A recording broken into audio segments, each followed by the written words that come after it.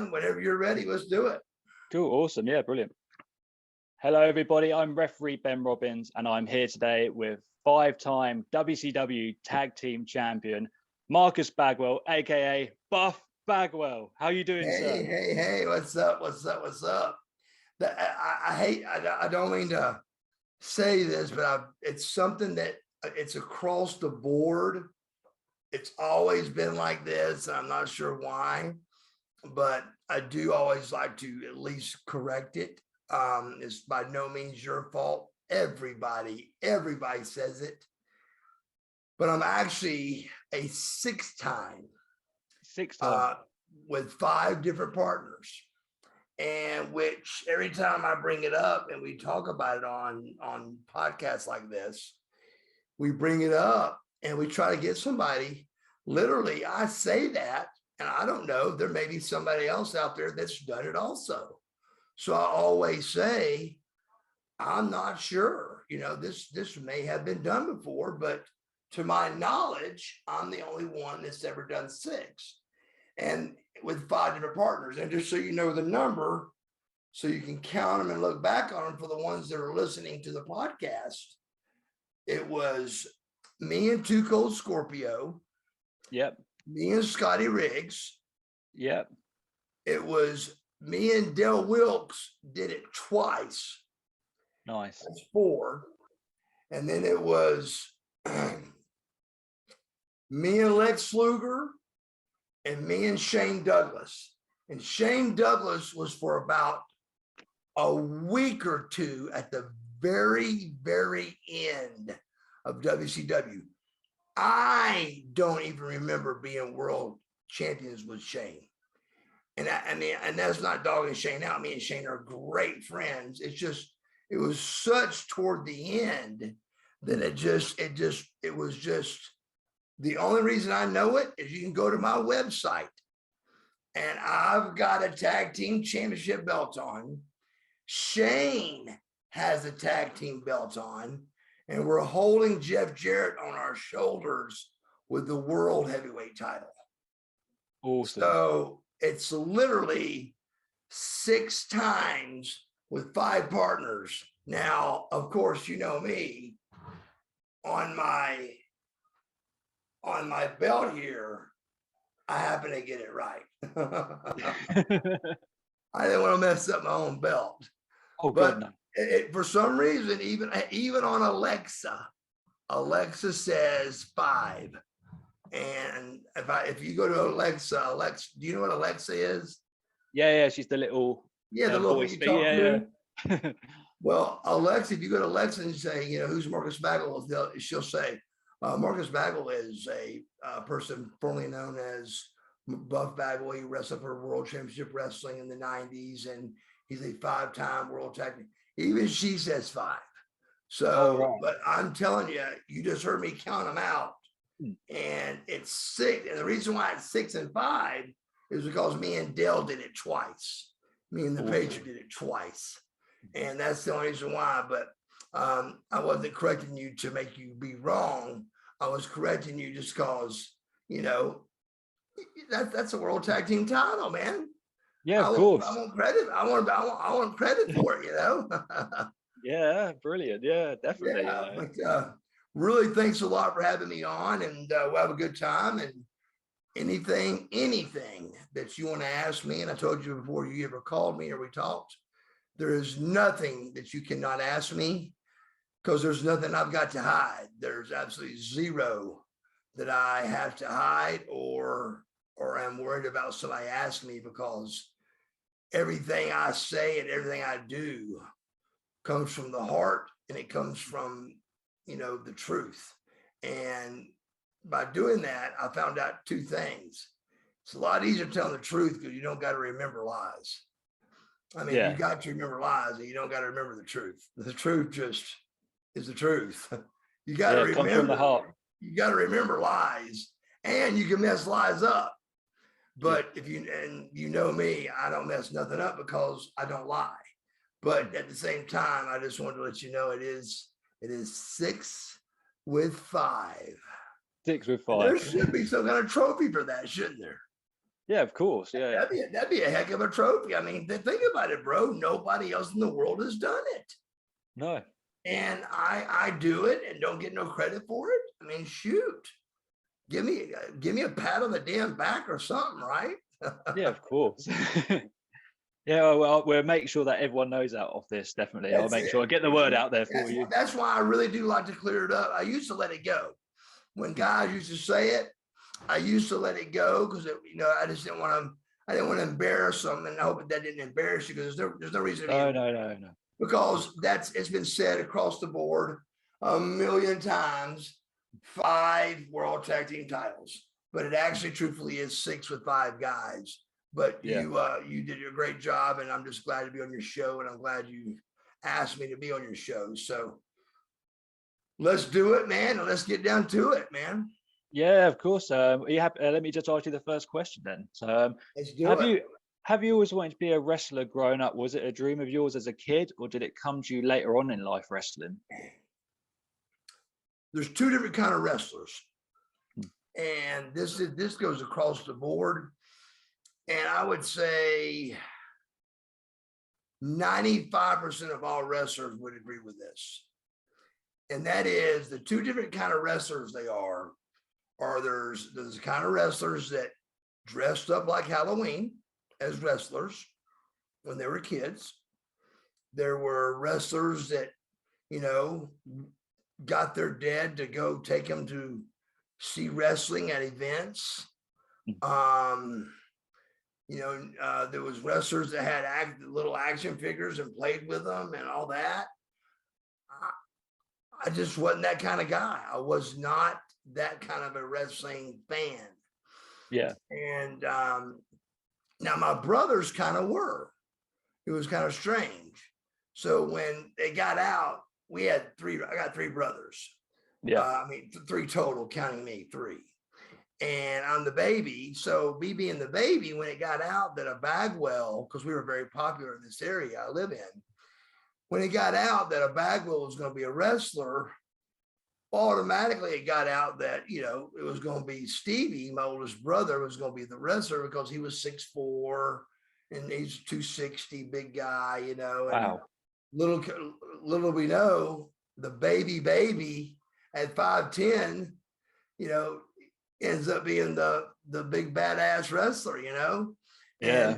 And so it just turned out weird that it turned out that way, but that's the way everything turns out for a reason, and that's just the way it happened. And it just happens for a reason, and when it's out of our hands. But it just so happened that where like I said, that's 2 different kind of wrestlers. The second kind, other than dressing up like them and doing anything you could do, set the ring up to be able to wrestle, anything you could do just to be part of the business.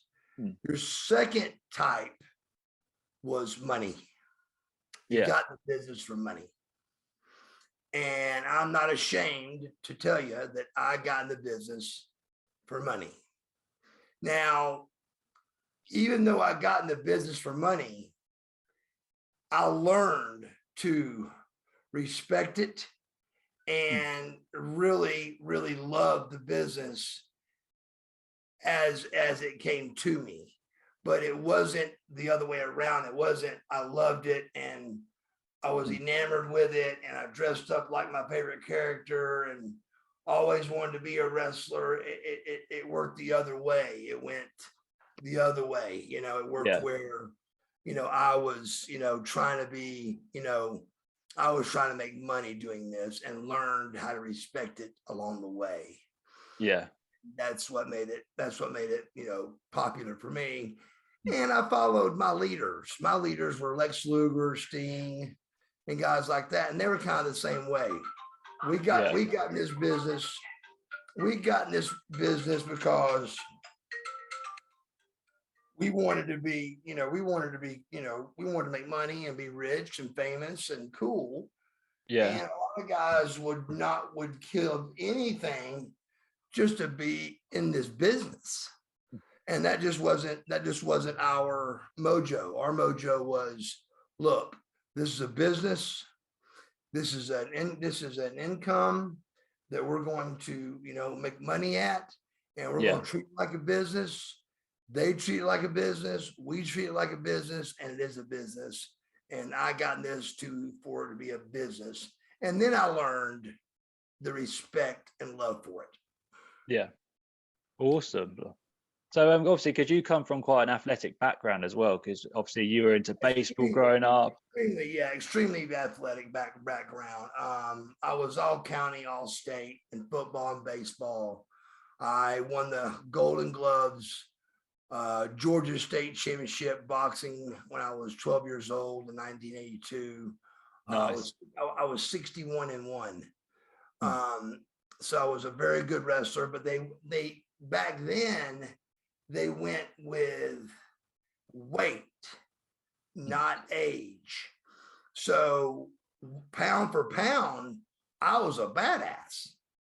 Nice. But then they changed it and went to age, and I wasn't big for my age. So I started getting rattled. But then again, you got to realize, I just told you, 12 years old, we're almost at the merge of going to high school, So I was going to take a year off, come back when I put a little size on.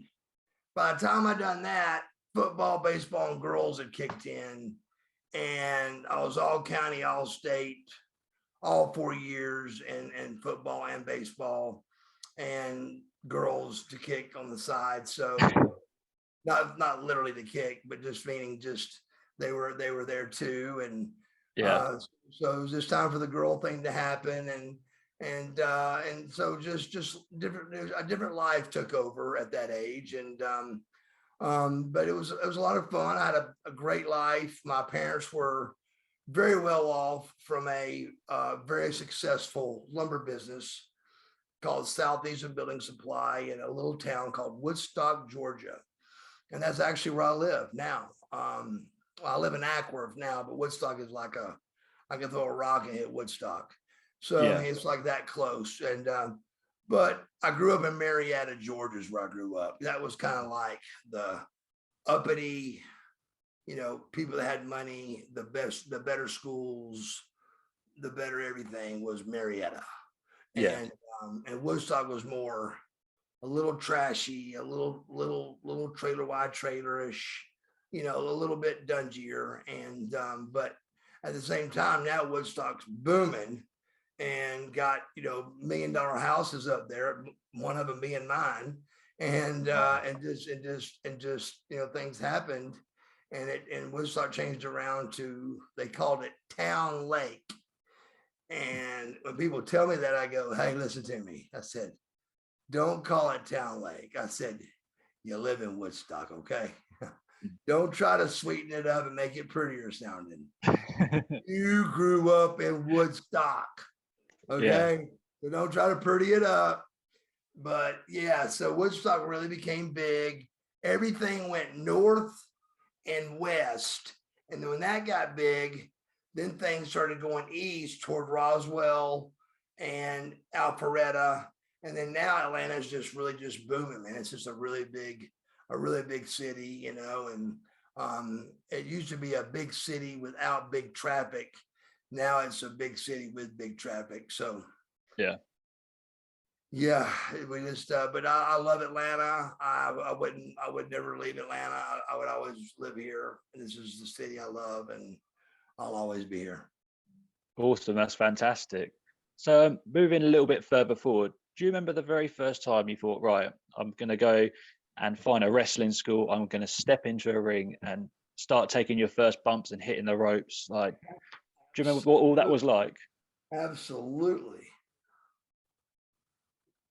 I was at a pool, at a swimming pool at my apartment complex. Yeah. And this is actually in Missy Hyatt's book. You can read it in her book. But she actually was with somebody that didn't know I was married and didn't know I lived there.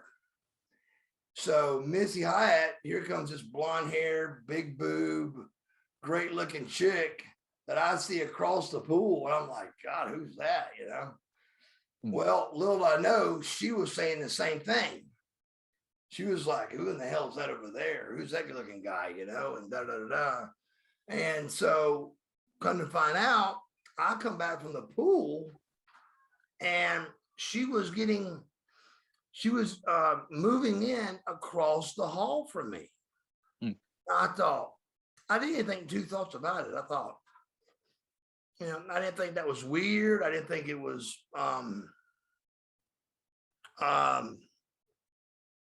hey, Shell, will you get this door, baby? Thank you. Yeah, it's okay. You're okay. Yeah, it's okay. So, yeah. So in her book, she says that, she came up to me, she said, hey, what can we do, to make, to get me near him? I want to live near that guy right there. So when I come back from the pool, here she is moving in literally across the hall from me. And when she moves in, I'm thinking, that's kind of ironic, but I guess I was just too young or too stupid to realize that just don't happen. That's just too weird, So she goes and that night the door gets knocked on and I look out the little eye hole and it's Missy and I look and I open the door and she's laughing. And she goes, do you got time for me to talk to you and your wife? I said, sure. She walked in and Tanya was my first wife. And so she comes in, we're talking and she says, hey, how did, she goes, do you guys know who I am? And we're like, no, I'm sorry. We don't, She said, well, I'm Missy Hyatt. I work for WCW. And we did what everybody used to say to me a lot is they said, we watched it when we were younger, but we ain't watched it in a long time. So that's kind of the same spiel we were giving her because it was the truth. Yeah. I watched it when I was a kid, but I just didn't watch it in a long time, And so come to find out, sure enough, she goes, dude, you need to be a wrestler.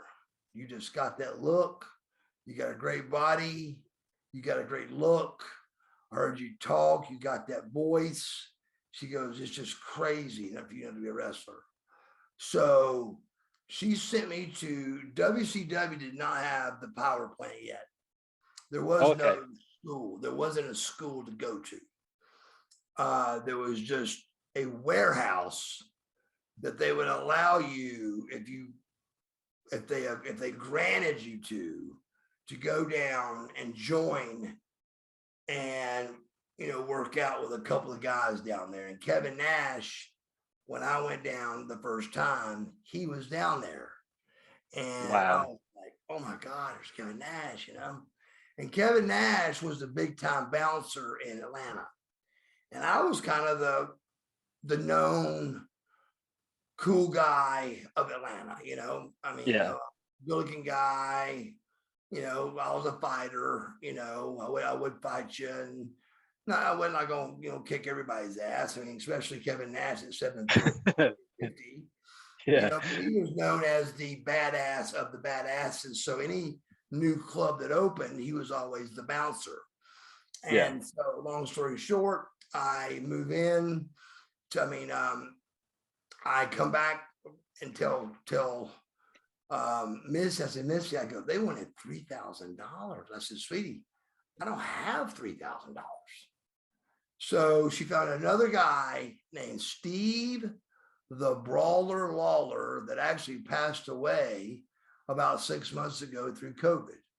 Oh, blimey. Found him and he got me into wrestling and he's who taught me how to wrestle. And I say taught me, I think we had like 5 classes and they put the world heavyweight title on me just because the way I looked, and they just went with the way I looked and went with it, and it worked. And it worked, There was a young looking guy that had the belt, so it was a cool thing, And so Missy was really the reason and my ways of getting in this business, and really helped me get in this business and helped me out a lot. Yeah. So did you find that like only having 5 classes, did that really push you? Obviously making you champion so early. That really To be honest with you, I think if I had to do it over, I would do it exactly the same way, because when you mess up with eyes on you, you tend not to mess up again. Yeah. But you're so embarrassed. So I felt it to be a wonderful way to learn, because when you look stupid and people laugh at something you did dumb in the ring, you learn not to do that again. Yeah, of And course. so I learned but then again, that laugh does cut and it does hurt, but it also teaches you real fast, I'm not doing that again. Yeah. So I felt like the way that he taught me, with me being a natural, and I felt like I was a natural, and so did he. That's why there was only 5 classes, because there wasn't much more to show me except get out there and start learning your craft. Yeah. And that's what I did. And so I got out there and did what he told me to do, and just learned my craft very well, very quick. And as soon as I went to the Handsome Stranger at GWF, that's when I really shot up, because I remember walking in the dressing room and seeing the wrestlers, the bad guys and the good guys, were all in the same locker room. And I went, wait a second. I go, you mean you guys can talk and then go out and wrestle? And they go, yeah. I go, oh my God. I go, I've got this licked now. I mean, we were having to just get in the ring, and as 2 greenhorns caught in the ring and look stupid and doing stupid things and missing punches and just looking like idiots. Like I said, you learned a lot faster, because you don't like, nobody likes to look dumb a bunch of times.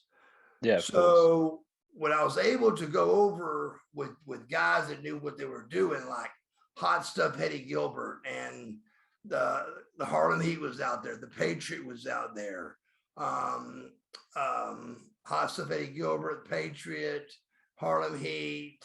There was another guy, a couple other guys that were out there that made it a good little run, but there were just some talent was out there that I was able to bump up my game too, Yeah. And so that really helped a lot. And I went from, being just Marcus, I went from Fabulous Fabian was my name. That was my very first wrestling name, to the Handsome Stranger. And that leap, that one leap took me like this kind of leap. Yeah. Because it just really showed me that I could do this when I was starting to doubt myself. Here's this all county, all state, great athlete that's all of a sudden doubting things. And so I learned pretty quick that I could do this, and I could do really good at this sport. And so it happened. And the next thing you know, I have a really good match with Chris Benoit. And Nice. yeah, really good match with him. And they put me and Scorpio together. We're out of the gate, we're tag team of the year. The same exact year, I become rookie of the year. And the rest is shadows and dust, bro. It's gone. But it was a great year for us to be tag team of the year, and for me to shoot up to rookie of the year. And I was off and running, bro. Nice. Obviously, you just mentioned Chris Benoit then. What was it like to be in the ring with him in his earlier days? Chris was great. Nobody saw what was coming. He was such a great guy, and don't get me wrong, he was intense, but never to the point of what we saw coming or what did come. We just thought he was just so real, care for the business. He really cared. He respected the business tremendously. I don't care if 30 people were there to watch us or 3,000, he got warmed up like there were 30 million people there. And he just was just always fired up and really excited and just always give it the best, always give it the best. But he was intense, bro. In other words, if you didn't, he brought it. Yeah. If you're going to sit there and let him take it, then he was going to take it. And then if you were going to give some back, we call that receipts. And if you're going to give a receipt back, then he's going to back off a little bit and realize, he's not going to be able to run you over quite so easy, So that's where wrestling becomes very real, all of a sudden, where people think it's, fake. It's by no means it's a fake. No. It's a lot of egotistical people that do not want to look stupid, that are throwing. Keep in mind, live TV cameras, they're coming at you full blast. So it was a really, really, really wonderful learning experience. And it made you really good, really fast being live, because like I said, if you mess up on live TV, brother, you've messed up on live TV. There ain't no going back. Hey, can we rewind that and do that over? There wasn't none of that. So you just had to go with it. That's fantastic. So when did you get the call up for WCW? How did they get in contact with you? Was it a phone call or a letter? Like, when did you get on their radar? After the Handsome Stranger happened, or during the Handsome Stranger, I was starting to get noticed. And it was obvious I was getting better at what I was doing. I was getting better at my craft. I was learning how to wrestle. I was learning all the things that needed to happen. I was learning the ins and outs of the business. And so when that happened, WCW called me at one day, and the GWF was going out of business. And Dusty goes, hey, we want you to come work for us.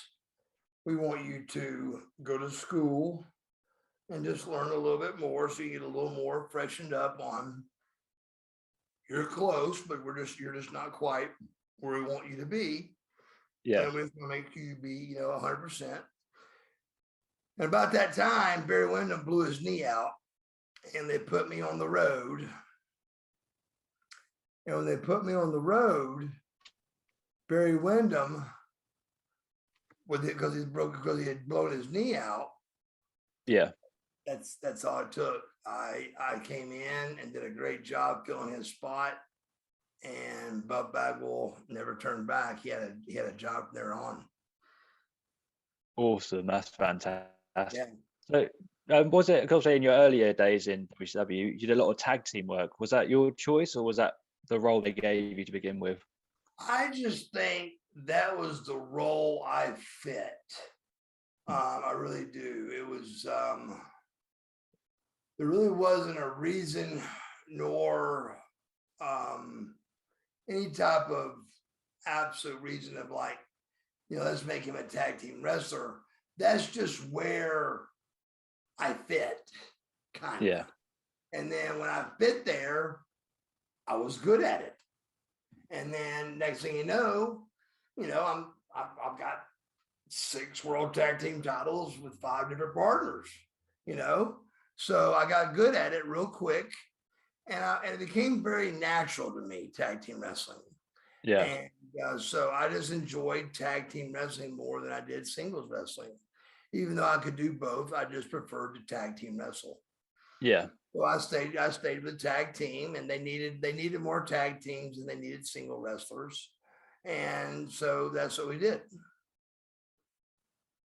So obviously looking at WCW, was it a real big leap as well, fitting on the program, working to a time schedule, and obviously having your matches timed, or was it quite an easy transition?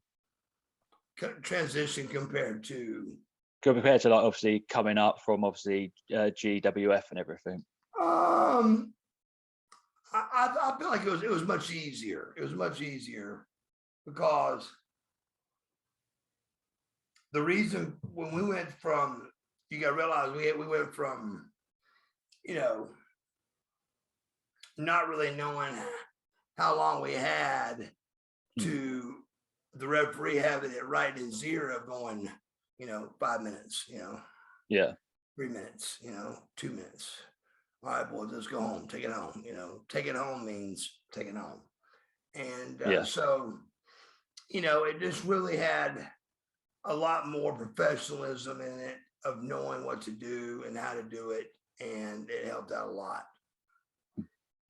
So I did find it easier to be an easier transaction to switch from going to WCW than to going to, you know, GWF and the you know the little leagues of, you know, North Georgia wrestling. Yeah. Of course. Awesome. So obviously, should we look at when you won your first tag team championship titles? You were against the Nasty Boys when you beat them. Yeah. So, were you guys told in advance you were going to win, or was it literally on the night, an hour before? How did you obviously become champions?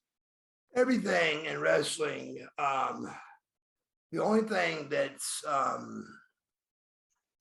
people could say would be predetermined or fake would be the finish. And they've got to have the finish, you know, be told and know what's going on with that to keep the storyline going.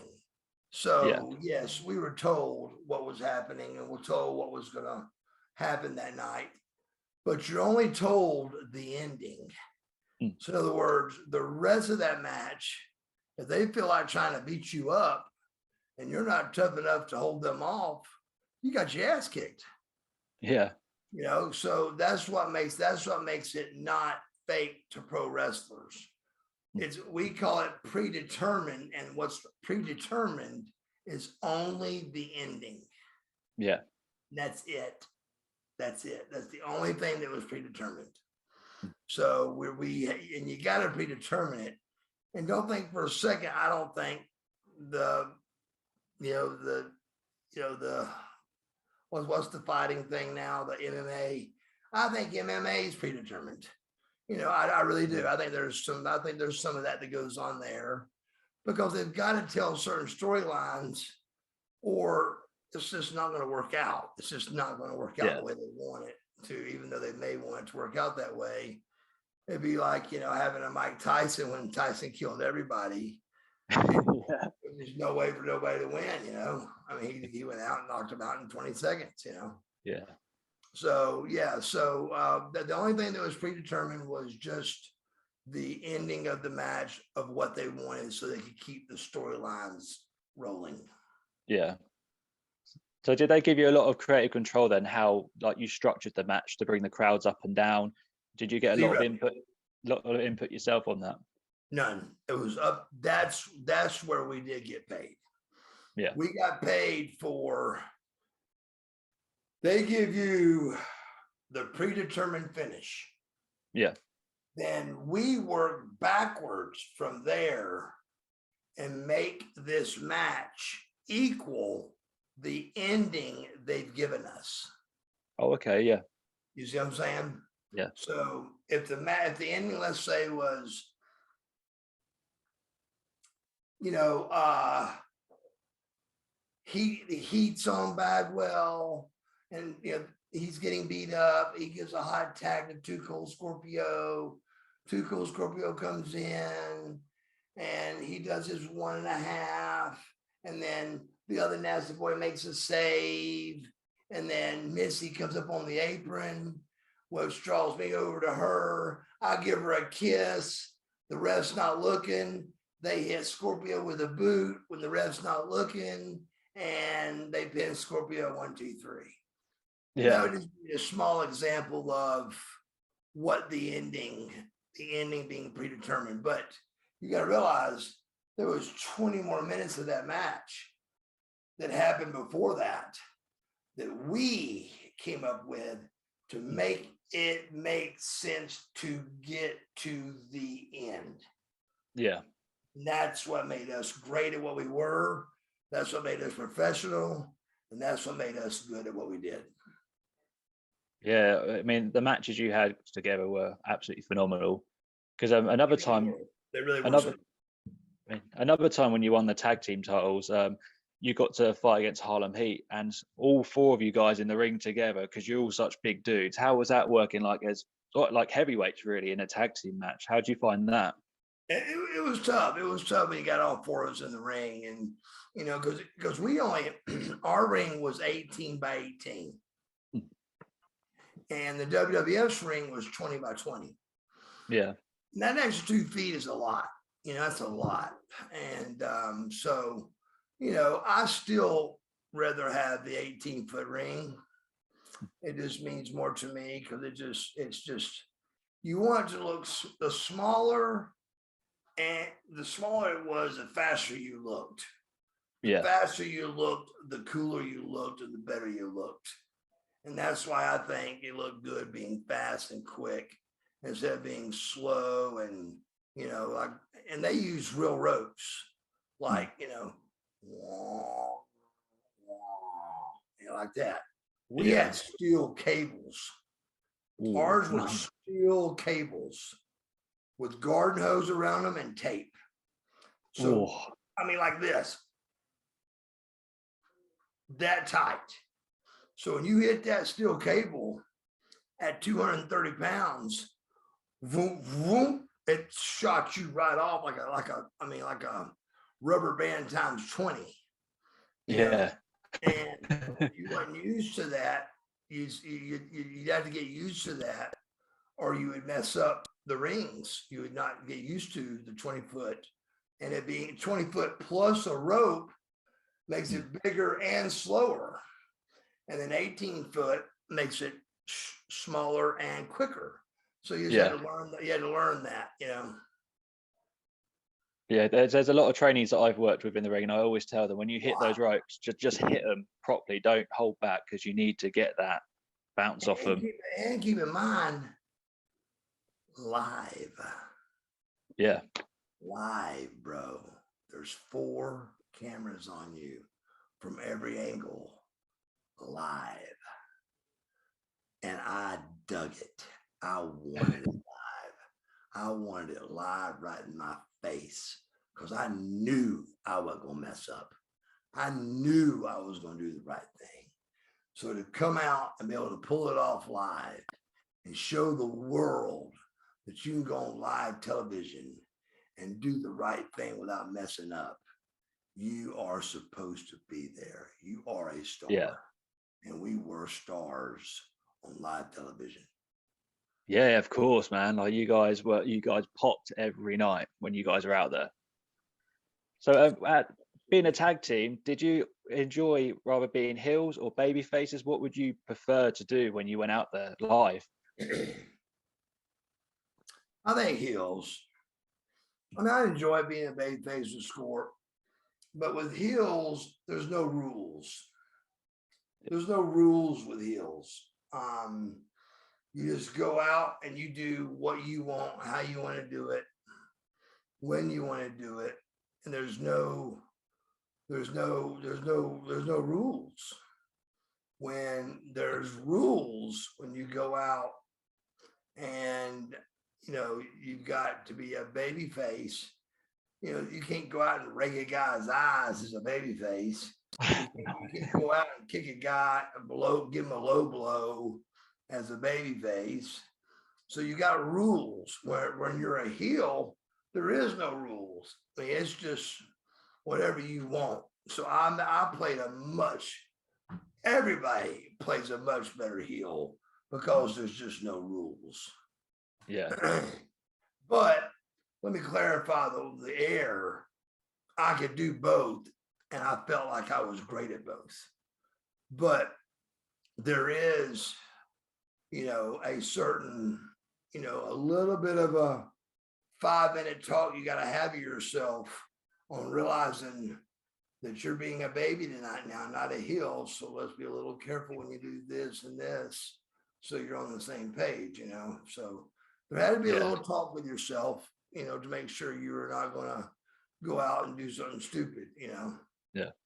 So did you find there were certain states and areas of America where you would prefer to be a heel or baby facing because the crowd will react different? Absolutely. I mean, like Baltimore, Maryland, Marcus Alexander Bagwell got booed out of the building. In Baltimore, Maryland, Buff was God. Nice. So they were the best way to call it for you to understand it is there were heel crowds and there were babyface crowds. And there were crowds that liked to cheer for the heel, like Baltimore. And there were crowds that liked to cheer for the babyface, like Atlanta. But still, no matter, that's why I rode the fence with both. I was a heel, but still, if you remember, man, I was still funny. Yeah, of course. Like Scott Steiner cut somebody's throat, you'd be going like, oh my God. What? But if I cut somebody's throat, I'm gonna cut it and go, look, his next bleeding. Isn't that funny? His next bleeding. And it would become funny and entertaining. So that's just the way that I wanted to do it. I just thought it was more entertaining that way. So I was kind of, and they wanted me so bad not to do that, but I couldn't help it. It was just my character. I just wanted to be that character. I wanted to be where it was a heel, but at the same time, it was entertaining. If nothing else, at the end of the match, they were entertained and they had fun.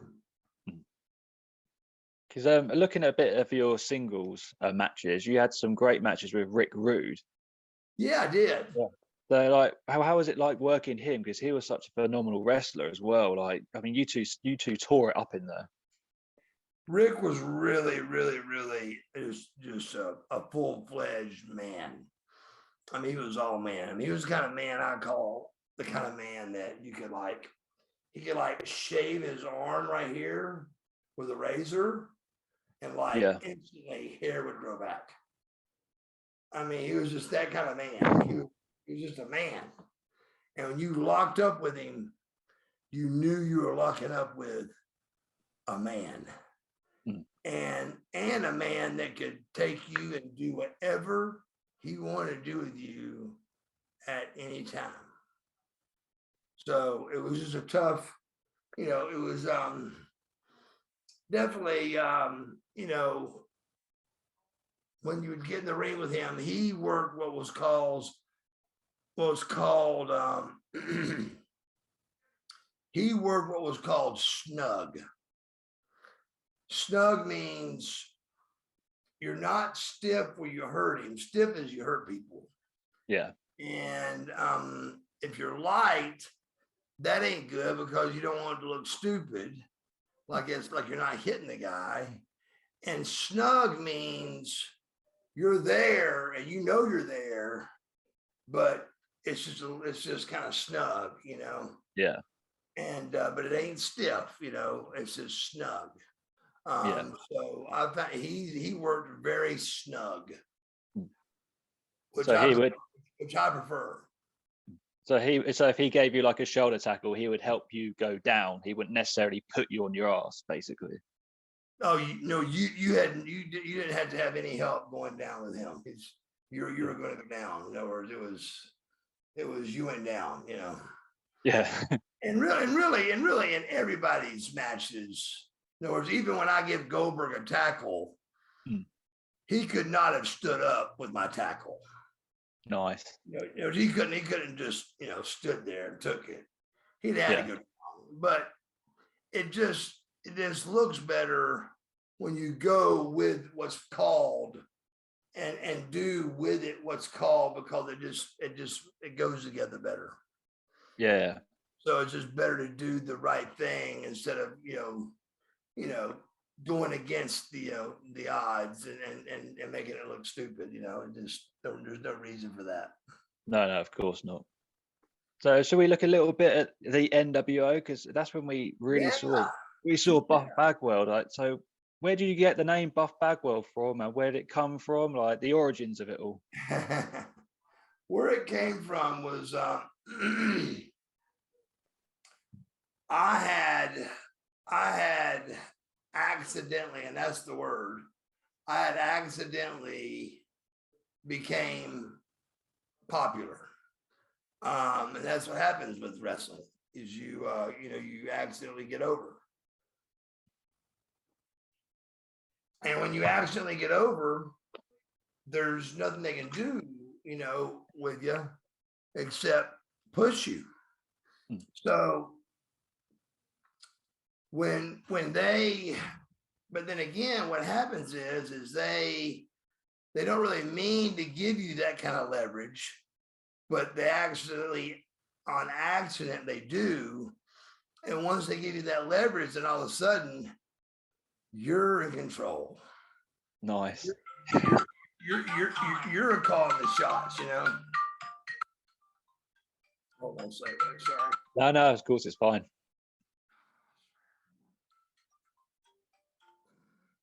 But you're calling the shots, and so that's what actually happens is they don't mean to make above Bagwell. It ain't like they wanted Buff Bagwell to get over. It wasn't like I had, teammates that loved me that were trying to get me over and help me out.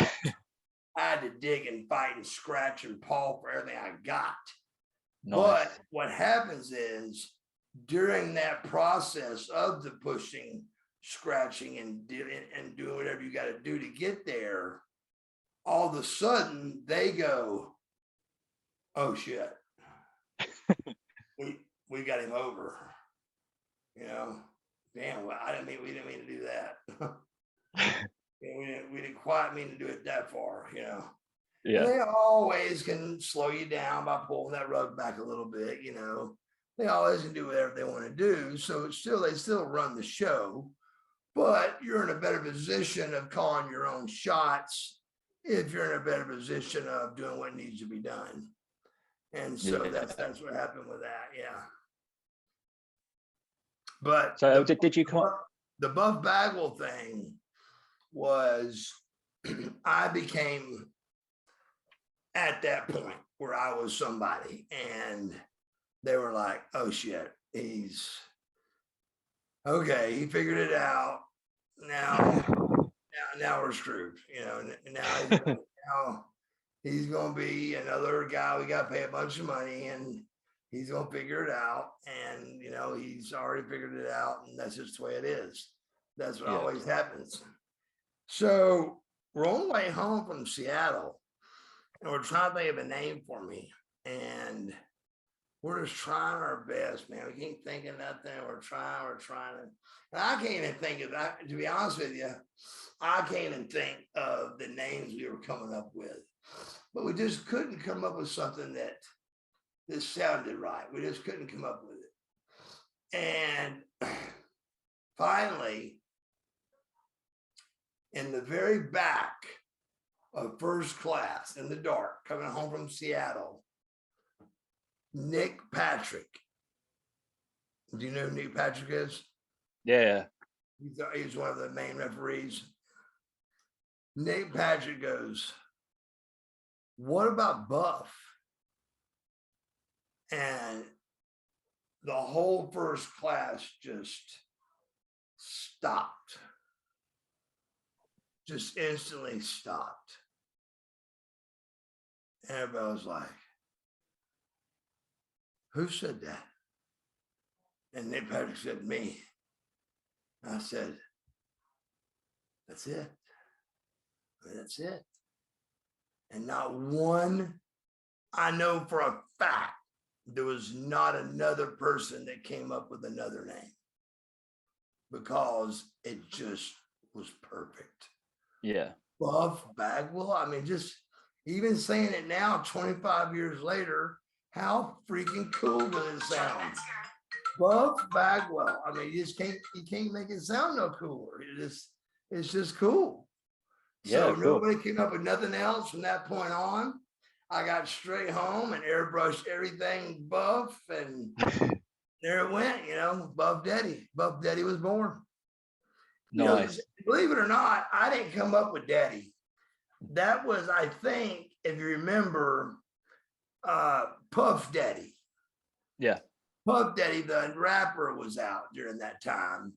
And I think somehow the Buff and the Puff and the Daddy thing, it just kind of got in there mixed together. But I never actually came up with Buff Daddy. it just came up on its own with it. But it was also really cool, so I used it. Buff Daddy. Yeah. And P Diddy and all the rest was to follow, but still, Buff Daddy sounded cool too. But that wasn't one of mine. That was just the fans kind of created that one. Yeah. So with obviously with like your intro music, because you don't get it as much nowadays, where wrestlers get to feature on their own intro music. Did you get a lot of input putting your music together, or was it all written for you and you just went and recorded your bits over the top? Especially with Ted Turner, it's very, very, very a big deal to be able to come up with your own sound, your own music, because it costs a lot of money to, like, let's say, go out and get a Metallica song or something. I mean, it's millions of dollars. It's millions. And instead, I'm not quite sure how Vince did it, but the WCW, we had what was called the Ted Turner Library.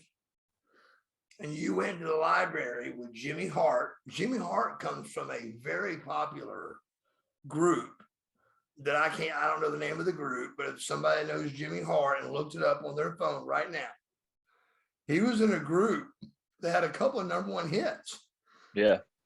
And I think he was the lead singer, but he came up with every one of my songs: American Males, Stars and Stripes, Buff Daddy, and then the one where I talk into it some. I went in there and did a few things where I'd go, I'm buff and I'm the stuff, and then just little things. I'd add things to it when I did it. But he was real big on all of our music, but we had to go to the Turner Library for our music. We couldn't just go out and pick a cool song off the radio and go, hey, I'm going to use that song for my radio, for my song when I come out. It wasn't that easy. You couldn't do it. You had to pick your music from the Turner Library itself and then make it cool the best you could. Yeah. So being in the NWO and on WCW, you had so many rivals, but what was it like being part of the Monday Night Wars that was going on? Oh, dude, that was the greatest thing in the world. Imagine having a football game and you're watching the football game on a monitor in your locker room. And you're playing that team, but they're watching you on their monitor in their locker room. Yeah. But we're playing a football game against each other. And so, like at 8:59, we went from 8 to 10. They went from 9 to 11. Yeah. At 8:59, brother, if you weren't where you were supposed to be, you were you might as well just get ready to be fired. Yeah. And you're talking about at 8:59, Sting's coming down from the rafters, NWO's hitting the ring, The Rock's on the microphone, Stone Cold's crashing the beers together. I mean, it just, it's just time for the Monday Night Wars to start, the flip, And so it was to be part of that 83 weeks where we beat them for 83 weeks consecutively, bro. Not 83 weeks here and there. 83 weeks in a row, we beat them. Yeah. Big deal, bro. Vince McMahon don't get beat 83 weeks in a row for nothing. But he did by us. That's 1.5 years, brother. 1.5 years. That's a big deal, So, that was, there's just things that changed a lot to the point where we thought we were going to put them out of business. And we didn't want to. We knew there had to be 2 companies. We knew that. And there couldn't be 2. I mean, there had to be 2, but there was going to be, I think we knew there was going to be 1, the way things were going. but we knew we needed 2 for the boys. Yeah. We needed another place for us to go. So they took, it was just part of the deal, and that's just the way it came out. But they ended up, making them, and they had, they bought our company, and my contract was up in a month, so I had to switch gears right away. That's why anybody you saw on TV right away, their contract was up. Yeah. And so that's what happened, I mean, being part of the NWO, you got to be part of the NWO, but in Japan. So was it like? It was huge. Was it like, obviously, you wrestle in America and then having to go to Japan and wrestle their way, with the crowds different, with the match plan is different? How was all that? Oh, totally different. Totally different. And over here, you could go out and do like a tackle, drop down, leapfrog, hip toss, slam, clothesline, go to the top rope, big suplex off the top rope, and there would be dead silence. Yeah. But you could lock up with a guy, back him in the corner, and do a clean break, and the crowd would go, ooh. So it was just such a different crowd. Yeah. And you had to learn it. And I came up with this thing that you heard everywhere you went. It was called high domo.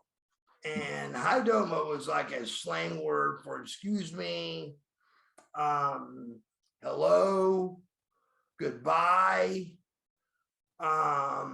It was just slang for a lot of different stuff, because they said it for almost everything. When you left, they said it. When you came in, they said it. High domo, high domo. Well, one night, about a week and a half into trying to figure out why this crowd is not popping and not doing anything with all these moves we're throwing at them, I back my guy in the corner, and I get him in the corner. I swear to God, as soon as I got him in the corner, I went, "Hi, domo." And the crowd came unglued. Nice. I was on the front cover of the #1 magazine in Japan, which is a baseball magazine. Baseball's #1 over there. I was on the front cover of, they were enamored. The word is enamored. They were enamored by where did I come up with that, and why did I say it? Yeah. And I just explained, it was a 5-page article in the #1 magazine fan. And so I said, dude, I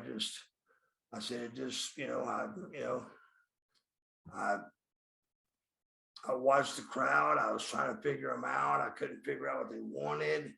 I was trying to give them what they wanted, and I couldn't do it. So I finally just did the right thing and tried that, and it worked. And so the bosses that night all come downstairs in suits, and he came over to me and he goes, "You, every night, a high double, every night." So I said, "Yes, sir. Yes, sir." And so every night from that point on, it was lock up, back him in the corner, and it was, "I double," and the crowd just went nuts, man. They just went ballistic. So it was a lot of fun. And I finally figured out a way we could, break through the barrier of getting to what made them pop, Yeah. I mean, because obviously when you guys were over there back then, obviously it wasn't as televised as it is now around the world. No. So was planning matches backstage, was that difficult? Obviously working with the Japanese wrestlers, or did you? Very hard, because you had to go over stories. You had to go over the match. You had to go over the match with what do you call it? People that talk for you? Oh, translators. Translators. You had to go over the match with translators. But what happens if you get off in the match? What are you going to do then? Not there. Call that translator out to tell you what to do? So if you screwed up the least little bit, which is very easy to do, you had to really become like, hey, okay, now we can't talk English, or you can't talk Japanese. I can't talk Japanese, and you can't talk English. So we just got to go with it best we can. And so it just became more of a little bit of what we call a shoot, which is real. It became more of a shoot fight. And we did the best we could with it and did the best we could to get through it, but it was very tough when that happened. So obviously when you came back to America, you're in a tag team match where you got injured. Yes. Yeah, and it was against, what was it, Rick Steiner, when you injured your neck? So I've watched it. That's actually before I left. That before you left, sorry. Yeah, that was before I left to go to Japan. Yeah, because I watched the footage back quite a few times, because initially you just see you come down onto the mat, but when you watch it in slow-mo, it's such a horrible injury. The first camera misses it. The replay, you can see it really clear, but it takes a replay in slow-mo to really see what happened. But he actually misses me, and I'm trying to catch up to him so we don't look dumb on live TV. And when he hit the mat and came back into me, my neck snapped back. And because I had good traps, is the only reason it saved me from breaking my neck. But it worked, and I thought I was paralyzed for 11 minutes, but it came out okay. And the cat of 20-something lives spin another one. So what was recovery like for you? How long did you have to wait to get back in the ring? Like, what did the doctors clear you on? Yeah, he made me, keep in mind now, here I am with a broken neck and was paralyzed. So I'm going to listen to everything. Yeah. And the rules were I could not work out for 3 months. So I lost about 50 pounds because you can't work out, and, your appetite ain't as good and you're hurt. Yeah. And all that. So I lost between 40 and 50 pounds, and you can't work out for 3 months. So as soon as the bones were fused, which was around 3 months, then I could work out. So at the 10-month mark was my first match back. And that was against Rick Steiner and Goldberg at the Dean Dome. Against Scott Steiner. 10 months later. So how did it feel being back in the ring, taking bumps again? Did you notice any differences? I'd already been I'd already been down at the school and getting all that ready. Yeah. So I was like, but talking about weird.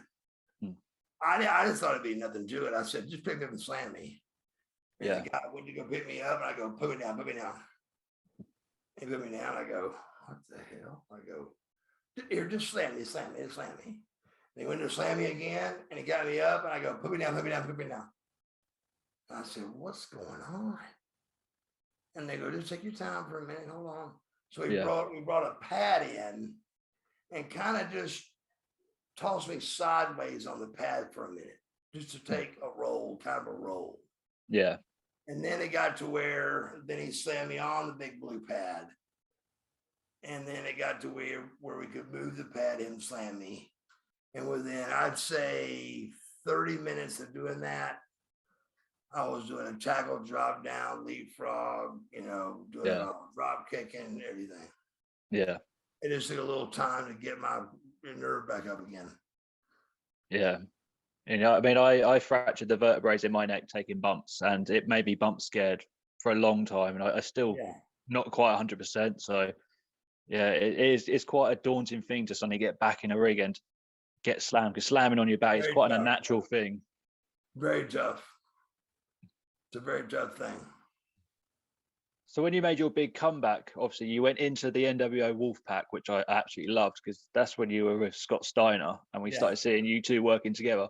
I mean, you two are by far were the biggest monsters, muscle-wise, on the shows. I mean, did you guys work out together? Do you a lot of training together? We didn't. Me and Luger were workout partners, and Scotty liked to train by himself.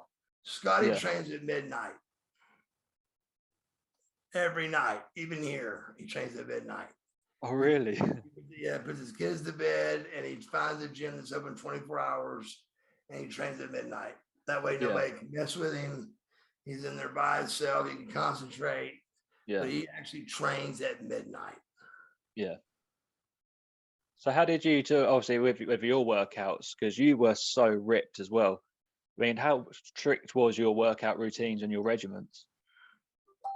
It was really deep, man. It was really, I mean, let's just put it this way. It went from 80% weights to 20% diet Yeah. to 80% diet and 20% working out. Okay. Yeah. That's the easiest way I can put it for you.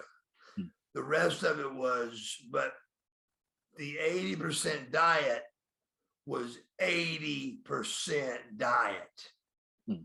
And the 20% workout was 20% workout. It wasn't 50-50 and 60-40. And it was the full 80%, no cheating. But my week consisted of 0 carbs all week long. Yeah. And according to your body, and you had to learn it, either Friday or Saturday, you would do what was called carb load. Oh, okay. And by carb loading, that's how all bodybuilders win or lose their pro bodybuilding job. Hmm. And that is because within one bite, bro, within one sip of water too many, within anything, you could easily mess up and be, you you could miss it and be a little too smooth, Yeah. or a little too flat, a little too lean, just a little bit too off. Yeah. So you had to really do. It was a lot of luck involved, but you just had to go with it and the best you can with it. Yeah. Because your back was huge as well. I mean, you had Yeah. size on you, like it was crazy. My waist is like this. So So what kind of workouts were you doing for your back and that? my back was more genetics than anything else. I had a big back from the get-go. There's 2 things I had that I still had to work very hard for, but they were just something I had genetically, and that was my chest and back. I really had to really work hard on my arms. I had to work very hard on my shoulders, even though they were really big. They just wasn't as big as my back and my chest. My back and my chest were just freaky, bro. They really were freaky, man. Yeah, they were another level. Yeah, they really were. I mean, if you could, I could be in a battle royal, and you could point me out every time. That's how much bigger my back was than everybody's. Yeah, because I remember the first time I saw you Monday Night Show in London in 2000. You come out, and I just remember the your size of you. You were just this wall of a man, and I was blown away because I was still young then. I was like, that's the first time I saw a proper WCW wrestler. I was like, wow. Yeah, it was really, really, really, man. My back exercise on getting a big back, though, to answer your question, if I had to give it an exercise that I did anything with, was as wide as you could grip. Wide grip pull-ups was my secret. Because the wider you grip, the wider your back. And so that's the key there. But also the rest of it came with a lot of genetics, man. Yeah, that's fantastic. Yeah, So I was looking. I was looking online last night because I was looking up some of your matches and stuff, and I found one in 1999. It was you and Rowdy Piper. You had a boxing match. Is that true? Like, I don't think I ever saw that. And was it like a real Yeah, boxing match you two my had? mom was my manager. My mom was my manager, right? Yeah. Yeah, she was involved in it, but they just came up with an idea of having, I don't know why. It was just something they came up with, the writers came up with, where we had a boxing match. It got Yeah. out that I was a tag team. I mean, I was a state championship boxer, and supposedly I think Rowdy had a little bit of a boxing background, I think. And when that got out, they just thought, why not make it, some kind of different little boxing match, Yeah. So, because you went was it 3 rounds altogether, wasn't it? Yeah. Yeah. You So remember he put hot stuff on his gloves, and they were making my eyes burn, and that was how he cheated on me, So you guys punched each other for real punches in that one? Yeah, you had to make it look, had to make it look good. So we knew going in. That's just one of those things you tell each other before you go in. Look, we're gonna bring it. We gotta bring it here a little bit, bro. This is live TV, and I'm not gonna look stupid, and you're not gonna look stupid. So, let's just bring it a little bit here, okay? Yeah. So, Awesome. Cool. So that's what we did. So overall, looking at WCW, what would you say one of your all-time favorite matches was that you had at WCW that sticks out in your mind the most? Man, that'd be a tough one. This is, God, it'd be so tough because I had so many great matches with all of my tag team partners. I mean, just think how many great matches me and Too Cold had. Just think how many great matches we had just with Harlem Heat. Yeah, of course. Yeah. Think how many great matches me and Stars and Stripes had with Harlem Heat. Just think how many great matches the American Males had with Harlem Heat. Just that's just one other tag team. That ain't counting the Steiners. That ain't counting Luger and Rick. That ain't counting none of those guys. We're just naming one other tag team. So we really just had a great.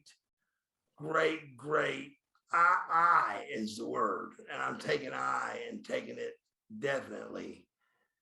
I had a really great eye for what needed to be done in a tag match. Yeah. And a lot of times guys corrected me and their way was better. It ain't like mine was the best by no means. It was just, it was really good enough to get us at least going in the right direction. And then other guys would speak up, well, hey, what about this? What about this? What about this? And then and there it went, it got better and better and better. Yeah.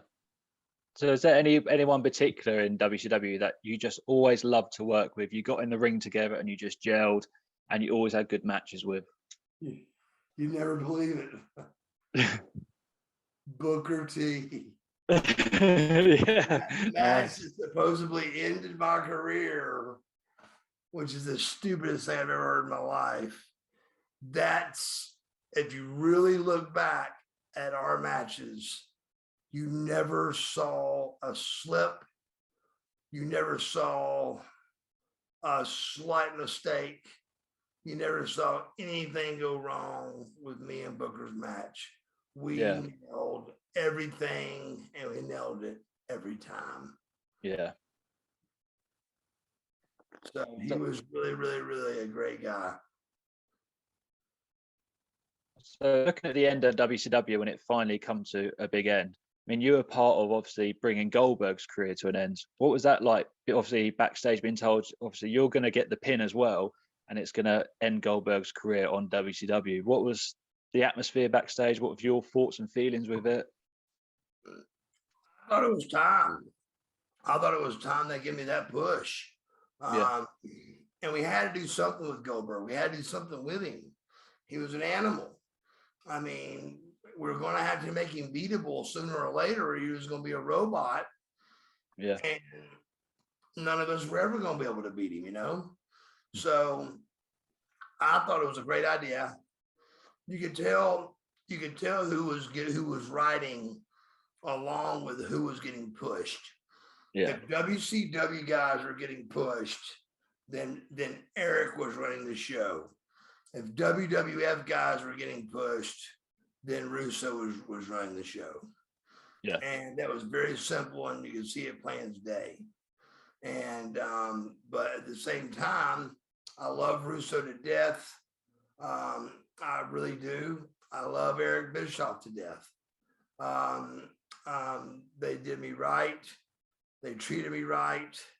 I didn't quite see Russo's way a little bit more than I should have maybe, but it's just tough, man, when you're up there and you got one idea and they got another, and everybody's fighting for position and everybody's fighting for egos, and it's just real tough. It's tough, man.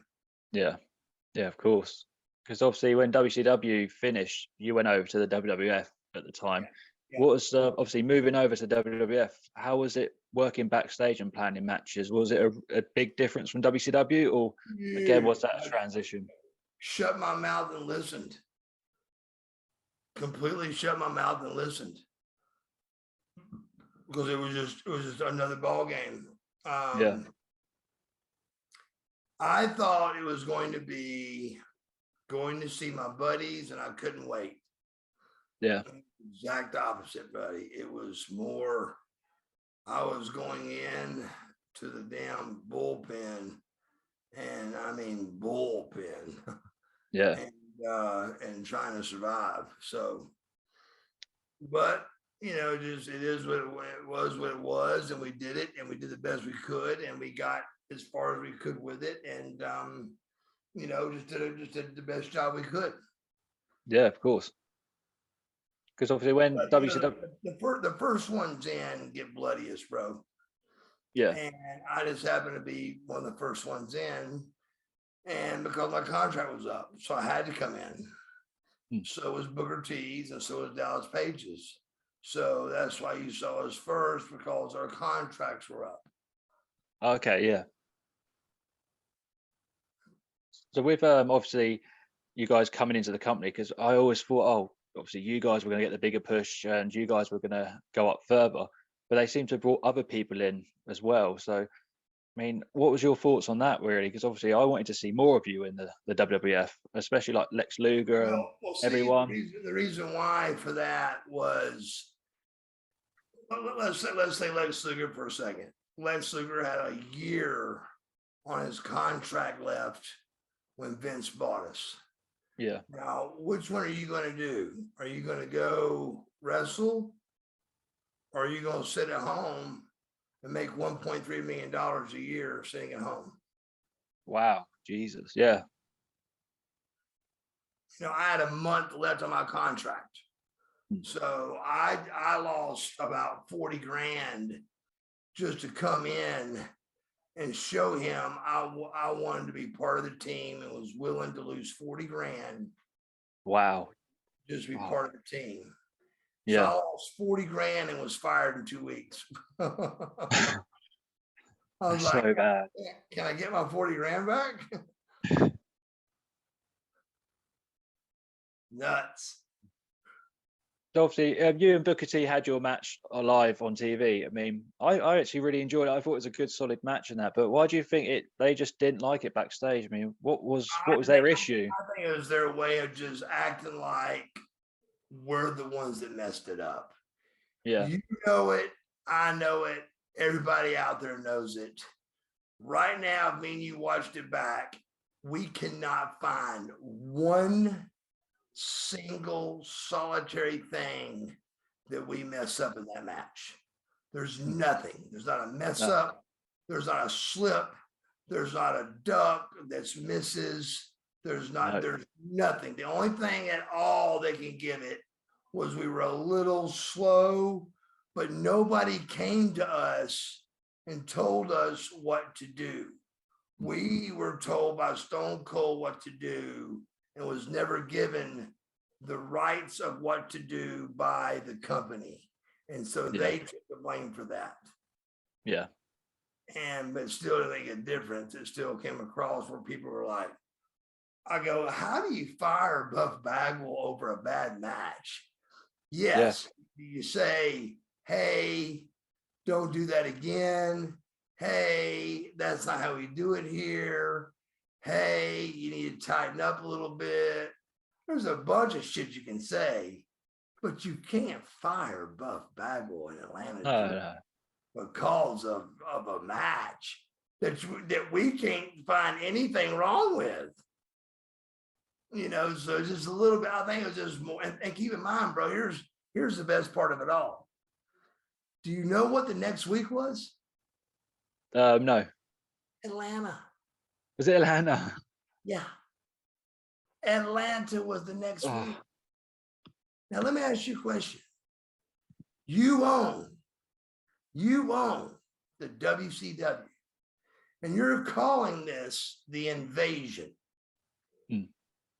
And your invasion first match that you pick is Booker T and Buff Bagwell. And you decide to put it 5,000 miles away from Atlanta. Explain that to me. It's bad, isn't it? So there's got to be more to it, bro. There's more to it. I'm telling you, they just put us as the scapegoats and made us the scapegoats. And that's just the way it is. That's just the bottom line. Yeah. So how was it with you and Booker T backstage afterwards? It almost got ugly. And then that's when they came in and said, wait a minute, it's our fault. We didn't, Johnny thought he was coming to you with a finish. Yeah. And then Johnny thought I was coming to Pat Patterson. Pat Patterson does all the main event finishes. Oh, okay, yeah. He didn't come, and Johnny Ace didn't come. So that's where they came in and said, look, let's, so Booker said, Bagwell, come on, you got to admit you were a little bit slow tonight. And I was a little bit off. I was a little out of shape. We've been off for a month, so I was a little bit slow. I was a little bit off, so I was a little bit down. But it still didn't mess up the match whatsoever. I kept everything going at the right speed. I gave them what was a WCW match, and they turned it around. And we did what Stone Cold told us to do. Yeah. Would you do what Stone Cold told you to do? Yeah, of course. You wouldn't, yeah. Absolutely. Yeah. So he came and told us what to do. So we did what Stone Cold told us to do. But they reversed it and said it's their fault. They should have came and they didn't. So they didn't want us to get an argument over it. And so me and Booker never had crosswords over it ever again. Yeah. I think when he gets talked about it, and I think he may put a little of the blame on me, I think, when he talks about it. But my comeback, if I ever heard it, would be, well, just do me a favor and go back 10 years and let's look at all of our matches on how great they were. Yeah, of course. Yeah. And then let's talk. And then here's what I really want to do. Let's go back the whole 10 years and let's try to find a mess up, because there wasn't one. There wasn't one. So you can't fire somebody that didn't do nothing wrong against a company that puts a match on 5,000 miles away from where they're going to do the invasion. Yeah. It just blows my mind. Let's call it the invasion, but we're going to do this 5,000 miles away from the invasion. Yeah, of course. Let's do it in Ted Turner's backyard. That makes way too much sense. Let's do this in Tacoma.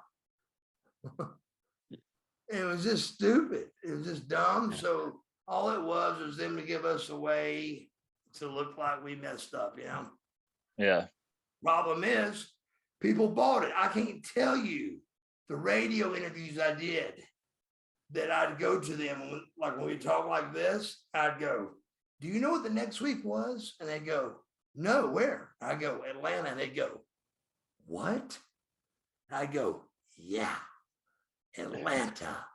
The next week was Atlanta, and we put Booker T and Buff Bagwell in a WWF territory 5,000 miles away when we could have waited 7 days and put Booker T and Buff Bagwell as the Invasion in Phillips Arena. Oh man. And the roof would have came off the place. Yeah. It would have been a whole different story, and the reaction as well. I can't help but to be honest with you, I really think it was done from jump. Yeah. I really, really do. I really think they never had any idea to make it happen. There's just no reason they would have done what they did. They had too much talent. Why not? Why not give the world what they wanted? And that is everybody against everybody, man. I mean, Stone Cold and The Rock versus Sting and Lex Luger. Yeah. Stone Cold and The Rock versus the American Males. Harlem Heat versus Triple H and Road Dogg.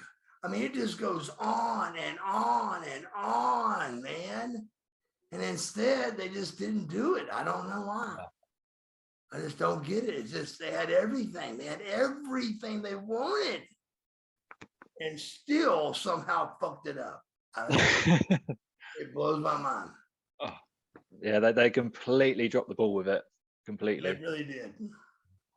Because when you finish with the WWF, what I really love is that you went to the World Wrestling All Stars. It was an Australian promotion.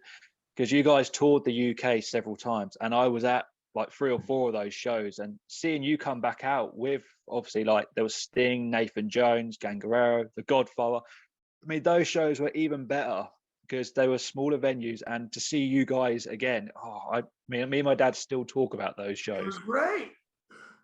And you're trying to tell me that Vince could have took the talent he had with that talent and merged that together and made it off the chain?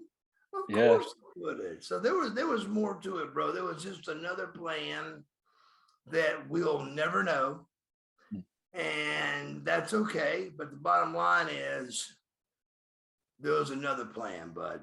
And he tried to blame me and Booker for that plan. And it wasn't our fault. No, of course not. No. And let's go this route. Even if it was our fault, do you fire Buff Bagwell over that? No, not at all. I mean, do you not give him a warning? Do you not say, hey, bro, have your mother not call here if she did that, which she didn't. But let's just say she did. Let's say the bitch lost her mind and did it. Still, you just would say, tell your mother not to fucking call here.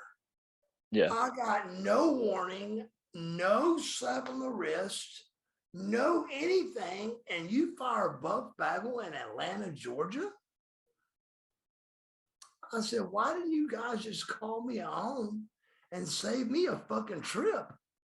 Yeah. I said, my God, I could have stayed home and saved the gas money. I'm going to need it now. I said, damn, dude. So what was it like, obviously, leaving the WWF and going to the WWA? Were you much more happier when you were in the WWA finally? Oh, yeah. Dude, as soon as I got to my Jag, I got to an $85,000 car, driving to a $1.3 million house, and I am crying like a 5-year-old boy. I was so just hurt, so upset. Yeah. And guess who the last person I saw before I walked to my car, who I saw? Was it Vince, maybe? Chris Benoit. Is it Chris Benoit? and woman. Chris Benoit and woman. And he goes, where the fuck you going? I go, I was trying to get to my car without crying. Yeah. And I said, I started crying. And I said, I mean, not bawling, but tears coming down my face. And I said, I just got fired. He goes, you just got what? He goes, hold on a minute. I said, no, Chris, no. Let it go. I said, it's deeper than this goes. It's not you walking in and sticking up for me and finding out what's going on and all that. This is deeper, bro. It's deeper. Yeah. Said, just let it go, bud. Just let it go. And so he did. And I just got in my car and called my mom and dad as they were in the audience. And I said, you guys can come home. And they go, well, why? I go, because I'm home. And they went, well, my dad, of course, knew what had been going on. Yeah. So he was like, gotcha. Okay. So he knew it was over. When the ride was over. I mean, they took do you realize, do you know how old I was, brother? Were you still in your 30s at the time? Early 30s, was it? 30. 30. 30 years old. They ended Buff Bagwell's career at 30. I mean, that's pretty hard to do, bro. That's pretty hard to do. And they did it. Yeah. And just add up the money, bro. Take my money, cut it in half, and times it about 20 years, they still cost me millions. Millions, bro. So it just, I don't know, man. I still, did the right thing. I stuck it out. I was tough, and I did the independence and did what I was supposed to do and did everything right and really tried to do the right thing and be the right guy. But man, it was just the hardest thing I ever did in my life, I mean, it just ripped my lungs out, dude. I mean, let's just be honest. I mean, here's your top 75 best wrestlers in the world. And that's being nice. And you're gonna fire him without a warning. I mean, I just don't understand. And so basically it ended up the way I swallow it is I was a sacrificial lamb. Yeah. And they realized that they could go back to the locker room and go, hey guys, they just fucking fired Buff Bagwell. So if I was y'all, I'd fucking suck it up and change your attitude a little bit, because things are, they don't, if they just fired Buff Bagwell in Atlanta, I mean, can I ask you a question? Who's safe? Yeah, of course. Who's safe if Buff Bagwell just got fired? Who in the fuck is safe?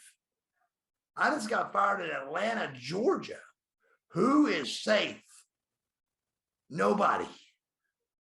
So it just was a brutal awakening, and it just, to this day, I got to deal with it, and I deal with it professionally and right, but it just ripped my lungs out, man. Yeah, of course it would. Rip my lungs out, man. Because it just wasn't, I don't mind there being a reason to fire me. I don't mind there being a reason to go on with something else. I don't mind that. But for there to be no reason whatsoever, that nobody knows the reason, nobody knows anything. Yeah. And to fire me without any cause or any reason whatsoever, it just didn't seem to make sense. And it didn't make sense, but we had to act like it did, So it really hurt. It hurt big, bro. Yeah. So obviously moving into the WWE, was that more of a breath of fresh air then? Did that help revive you again and Because you, It helped. It helped a lot. It helped a lot. I was able to get back. I was able to be somebody again. I was able to be a star again and be on TV and get treated right. You know, win some, lose some. You know, like we did over here. You know, I beat Jeff Jarrett over there once. He beat me once. I mean, you know, you're just back to reality, back to you know, wrestling's wrestling. You know, so yeah, it meant a yeah, lot to start over and have a new career and just and we really thought we were going to be something. We really thought the WWE was going to work, mm, and it didn't, of course. And then after that, it was you know all she wrote except independence, and then I wrote that as long as I could, and that was it, brother. yeah. Because I remember seeing you coming out at, like in London for the WWE, and just the fans went mad for you. And you guys you were in a tag team match against Nathan Jones and Sting, and the fans were still popping for you, even though you were playing the heels. Like, and to see Right. you and Nathan Jones together in a ring, because he's so big and you're so big. When you two were the bumps you were taking, I could just hear the canvas. It was absolutely insane. Like, I still remember those matches. Such a man, you know. God, what a man, what a freak, dude. He's a real good guy too, man. Real good guy. Yeah, I just hated taking away from the crowd what they were deserved to see, and they were deserved to see what I said. They were deserved to see everything, and they didn't get a yeah. chance. I hated that. Mm. I really did. I hate that. I hated that they got cheated out of not getting to see the matches that they're never ever going to be able to see. Here they thought, all right, finally, you know, here we come with all the matches we were never going to see. And Vince just, again, fucks everybody, you know? Yeah. So being on the independent scene, obviously, do you still wrestling nowadays, or are you just doing more Yeah, conventions and shows and that? I still do signing. I had a car wreck. Yeah, So I'm getting over that with my knee, but I'm about 2 months away from it being better. So I'm about 2 months away from being full, you know, full fledged, ready to go. But at the same time, it's you know, I got about 2 months before I'm ready to do that, and then yeah, I don't know if you can see me good or not, but I'm still, you know, I'm still in real good shape. I'm 250, you know, and I've kept my size, I've kept my look, yeah, um, of course. I've kept my muscle, and I'm going to keep my upper muscles, you know, the best I can. And then when it's time to get legs are easy. Legs are easy to get back. So I'm not worried about that. It's just a matter of just keeping my upper body strong and looking good. And, you know, Bub was never known for his legs anyway. Bub was always known to be buff from the waist up. Yeah. So I'm buff and I'm the stuff, and the girls just can't get enough. Awesome. So obviously, do you do a lot of conventions nowadays, or do you? Yeah, Yeah, I got one this weekend. Yeah, podcasts, conventions. I do a lot of cameos. You know what yeah, cameos are? yeah. We got cameos in the UK now. Yeah, I got cameos now. I do cameos everywhere. So I've done several UK cameos. So they're, you know, the cameos are real good. They're just cameo.com, and you get to tell, you know, whatever you want to tell, whether you want to tell your boss to fuck off or thank you for the raise, or you know, whatever. I'm here to be your mouthpiece for whatever you want to say. Yeah, of course. I mean, because you got your own website as well now, where people can buy your merchandise as well on the. Yeah, I gotta get a website. Go to marcusbuffbagwell.com. marcusbuffbagwell.com. It's got all 5 of my volumes that I went on and got the best of the 5, though. The Yeah, best Two Cold Scorpio, the best Stars and Stripes, the best American Males, the yeah, best uh, Buff by itself, and the best of the Handsome Stranger and just generic when I first started with Fabulous Fabian. So I got 5 volumes that show my whole career of my best matches ever. nice. Yeah, wicked.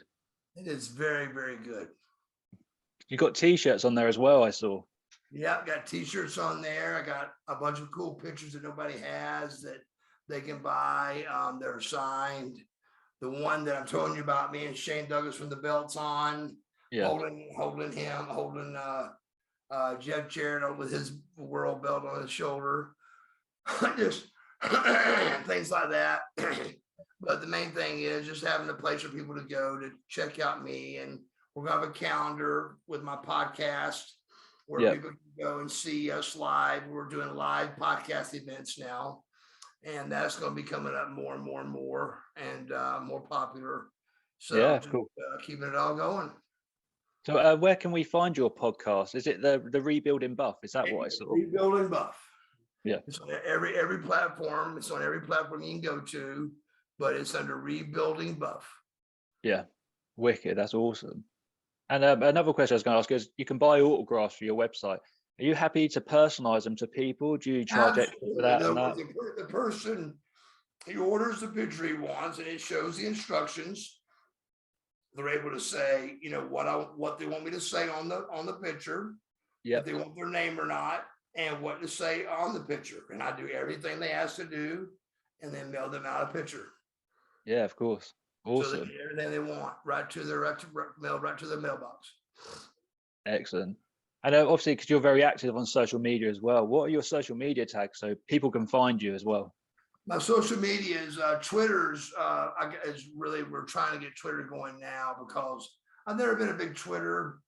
Now they're getting popular. They are getting popular, so I'm trying to stay up with them now. So my Twitter though won't allow enough letters, so it's Mark Buff Bagwell. Yep. But everything else is Marcus Buff Bagwell. So pretty much everything's Marcus Buff Bagwell except Twitter, and that's Mark Buff Bagwell with a C, Mark, and then because Twitter for some reason they don't allow that many letters. Okay, yeah, perfect. And another thing I want to bring up, because obviously I found you through your Facebook and spoke to your manager Vinny. Are you happy for people to contact you like I did? To obviously book you for podcasts and wrestling shows? Absolutely. I'm all about, all you got to do is contact him. He gets in touch with me. And if you notice, all he does is what he's supposed to do, which is I want to talk to like you. And that's what I do. In other words, he contacts you, finds out what's going on, then I call you to talk to you, how to close the deal and what to do, and here's what to expect, and here's what I want to do, and here's how we do it, and just so you're comfortable talking to. I mean, I would want to talk to the person I'm doing the podcast with, so I'm not going to be cool and Mr. Superstar, you can't talk to me. I'm going to talk to you face to face and ear to ear and make sure everything's good to go. Yeah, perfect. Yeah. And I've just got one last question to finish off the interview. Okay. When you called me the second time, you mentioned you've got 35 years of knowledge of the wrestling business. So my question is, what advice can you give to anyone who's looking to come up or start training? Like, have you got any advice just to give any new youngsters out there? Because I get a lot of trainees who are going to watch this. So something for them maybe just to take away from you. Asking me that 6 months ago, I would have said, don't do it. Don't even do it. Don't even get in it. Just don't even do it. But now with AEW and GCW game changers and all these other groups that are coming out, now they got some more life out there now, with things going on. And so with that said, I would say find you a place to get trained and just make sure it's a reputable place that's got a good, a good person that trains that that's good. Yeah, don't waste money, and just know that just do the best you can, and that's why I don't train people, because I'm going to train them. And in 5 minutes, I'm going to be able to say, get in your car and go home. Yep. Other guys are out to make money and they're not going to do that.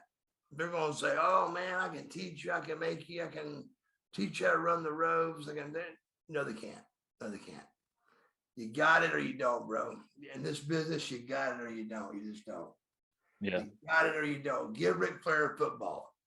He can't throw the football. Give him a baseball. He can't throw the baseball, but he's the best wrestler in the world. Yeah. So, it's just a different type of sport. He is one of the best, but you got to realize it's a very different sport. It takes charisma and attitude and, be able to talk, being able to wrestle. And then there's, being an athlete. I mean, the whole 9 yards, it's all of it, but it's all of it combined in one and pulling out all of it. So there's no more, holding back, and you've got to just go full blast at it, man, and be the best at it, and it's very tough. It's very tough. Yeah, that's awesome. That's brilliant advice. And Marcus, I just want to say the biggest thank you. I appreciate your time and you being on. It's been fantastic. It's been an honor to talk to you. It really has been. No, I really enjoyed it. I really enjoyed you've been so great and so nice. And we were able to get a lot of stuff covered. And I just was really, really loved talking to you and had a great time. Also, I appreciate that so much. And again, it's been such an honor. I've seen you wrestle probably about 5 times in the UK or so, and it's just so good to finally talk to you. That's actually a lot. So that's really cool. Cool, excellent. Thank you so much, sir, for being on, and hopefully I'll speak to you again soon in the future. Hey, man, I'm here always. If you want to call me back, let's do it again and let me know. And I'll love to. Next time I'll cut you even a better deal to just to talk and shoot the shit. Yeah, of course. Shoot the shit. That's it, buddy. Cool. See you later, mate. Have a good one. Hey, my pleasure so much, and thank you so much, man. And just have a good night. And thank you again so much for being such a big fan. And thank you so much for just following my career the way you have. And just thank you for being there for me, man. That means a lot. Cool. Thank you so much, sir. I appreciate that. Thanks, brother. Peace out. Peace.